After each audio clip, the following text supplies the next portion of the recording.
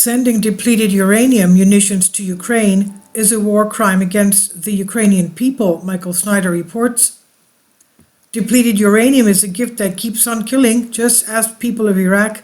Cancer rates and birth defect rates both went up exponentially after the U.S. military systematically defiled the air, water, and soil with depleted uranium, and it does not go away.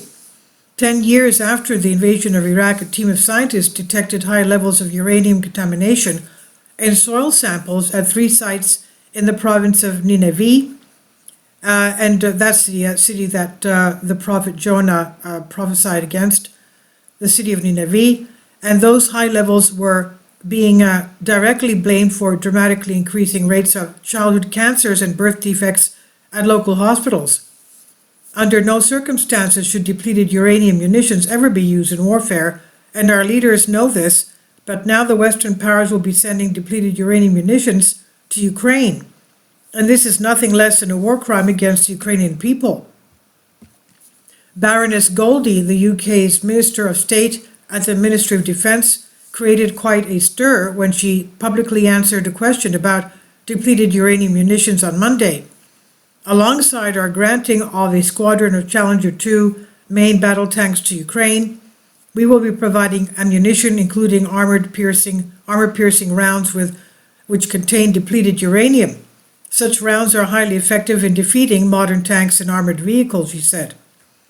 I cannot even begin to describe how morally wrong it is to do this. Yes, these munitions will be used to strike Russian forces, but it is the Ukrainian people that will really suffer in the long run. If you doubt this, just go to Google Images and do a search for depleted uranium Iraq birth defects, and what you'll see will make you want to vomit. The same deformities will happen to countless members of Ukrainian children if we do not find a way to stop this. Needless to say, the Russians clearly understand the threat. In fact, earlier this year, one Russian official publicly stated that sending depleted uranium munitions to Ukraine would be the equivalent of using dirty nuclear bombs against Russia. In January, Konstantin Gavrilov, head of the Russian delegation in Vienna on arms control, said the Kremlin would consider such ammunition being sent to Ukraine as the use of dirty nuclear bombs against Russia, with all the ensuing consequences, according to BBC. And Vladimir Putin just ominously warned that Russia will respond accordingly, quote-unquote, if the UK actually delivers such weapons into the hands of the Zelensky regime. Russian President Vladimir Putin said Tuesday that Moscow would be responding accordingly if Britain gives Ukraine military supplies, including armor-piercing ammunition containing depleted uranium. The UK announced not only the supply of tanks to Ukraine, but also shells with depleted uranium. Putin told reporters after talks at the Kremlin with his Chinese counterpart Xi Jinping, I would like to note that if all this happens, then Russia will have to respond accordingly. The collective West is already starting to use weapons with a nuclear component, he said. It is one thing to fight a war. It's another thing to turn an entire country into a highly toxic hellhole for generations. Depleted uranium is extremely effective at piercing armor, but breathing in depleted uranium dust can cause radioactive material to be absorbed into skeletal tissue and organs. DU, depleted uranium, is a radioactive and chemically toxic substance the U.S. military used in armor-piercing weapons, and DU burns upon impact. And if DU dust is inhaled or ingested, or if there is exposure to DU fragments, radioactive material can be absorbed into skeletal tissue and organs.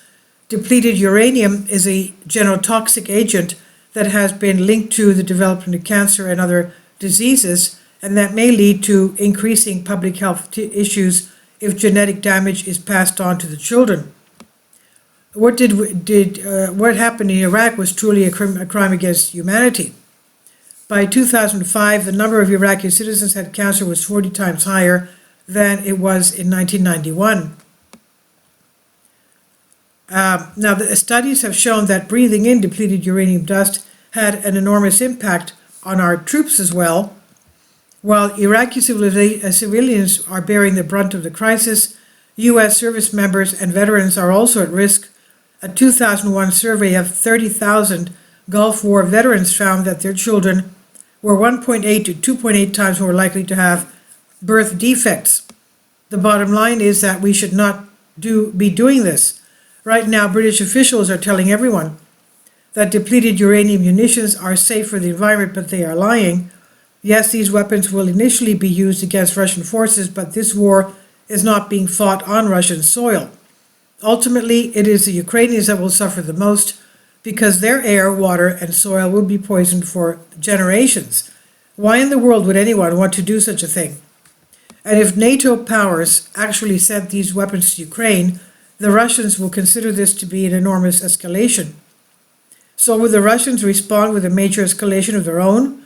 With each passing week, we just continue to get even closer to a full-blown nuclear conflict. This is not being talked about much on US television, but on Russian television they are constantly talking about the possibility of a nuclear war with the United States. I wish that I knew how to wake the people of this country up. I was warning about exactly this sort of scenario long before the war in Ukraine started, and I've been endlessly ranting about the dangers that we are facing ever since. We must not have a shooting war with Russia, but our leaders seem determined to have one anyway. In fact, just this week, they publicly declared that they would not be willing to accept a ceasefire under any circumstances. Under any circumstances. So we continue our relentless march towards the unthinkable, and the fate of our entire society hangs in the balance. This is by Michael Snyder. He says about the author, my name is Michael, and my brand new book entitled End Times is now available on Amazon.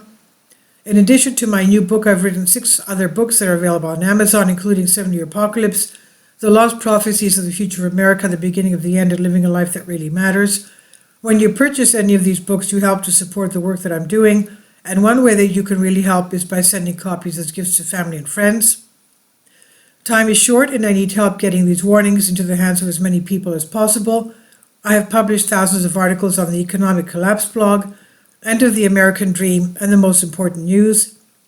And the articles that I publish on those sites are republished on dozens of other prominent websites all over the globe. I always freely and happily allow others to republish my articles on their own websites, but I also ask that they include this about the author section with each article. The material contained in this article is for general information purposes only, and readers should consult licensed professionals before making any legal, business, financial, or health decisions. I encourage you to follow me on social media, Facebook and Twitter, and any way that you can share these articles with others is definitely great help. These are such troubled times and people need hope. John 3:16 tells us about the hope that God has given us through Jesus Christ. For God so loved the world that he gave his only begotten Son, that whosoever believeth in him should not perish, but have everlasting life. If you have not already done so, I strongly urge you to invite Jesus Christ to be your Lord and Savior today. This is on End of the American Dream by Michael Snyder. Please leave your comments, and thank you for your support. Kindly support my Patreon account. The daily posts are 5 videos daily, and they are totally different from what I have on my YouTube channel. Thank you so much for your support, and that you find all my content so interesting. You'll find the Patreon account details in the description box